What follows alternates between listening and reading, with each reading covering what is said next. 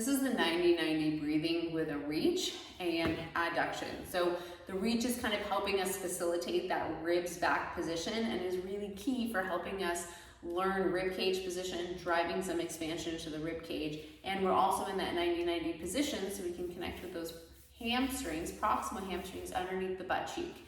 So I'm setting up in a 90-90, which means 90 degrees of hip and knee flexion. So basically bending your knees and at your hips. You can add some head support in whatever feels good to you, keeping your gaze up towards the ceiling. In this position, thinking about connecting with the inside edge of your feet and your big toe mound. And it's really important in the 90-90 that you're thinking about pulling down on the wall versus pushing into it. So I almost envision like I'm scraping dog poop off my feet because I'm dragging down the wall and thinking about connecting with those points on my feet, the inside edge and that big toe mound right underneath the big toe. My gaze is forward. I can place the yoga block between my legs. While dragging my feet down the wall, I want to imagine my pelvis almost slightly tucking underneath me, like I can place a piece of paper underneath my butt. So I'm not crazy lifted, but I'm slightly tucked, and my heels are dragging down the wall so I can start to sense some tension in the back of my legs. If you're feeling a lot of tension on the front of your legs, relax your quads and really think about that pull down the wall, almost like you're reaching your kneecaps towards the ceiling so that you can kind of find kind of some ease on this front of the hips. We also want the glutes really relaxed, so it's the hamstrings that are helping us stay in this position, not our butt cheeks. So keep these glutes relaxed. You can squeeze the block, which should help. So I'm kind of slightly tucking under. If you are someone who clenches the glutes a lot, you don't need to elevate the hips. You can keep them just grounded, but still kind of drag on those heels.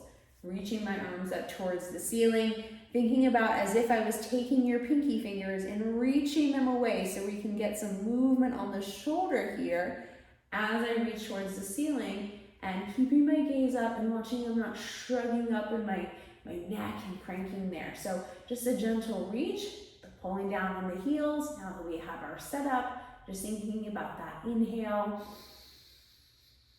and exhale. So as you continue to reach, as you inhale, I want you to think about filling up space behind your sports bra. So when we inhale, we don't let our back leave the ground. We expand into it. We fill up space behind our shoulder blades. Inhale and exhale. As you inhale, think of inhaling and expanding into that space behind the shoulder, breathing into the ground, and as you exhale, allow these lower ribs to feel like they're melting into the earth, but without letting the chest drop.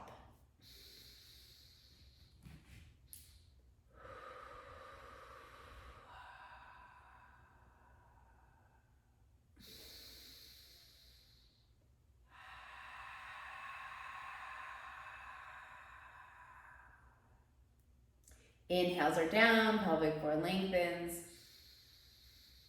Exhale comes from the bottom, the pelvic floor and up. You can squeeze the block. As we start to build tension in our abdominals, inhale. And exhale, exhale all the air out of the body.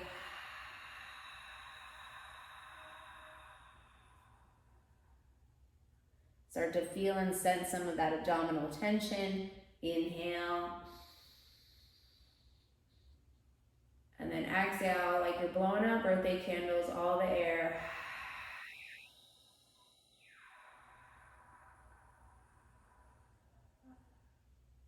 As you progress this breath, see if you can hang on to some of that abdominal tension and inhale again. Just takes practice. Exhale.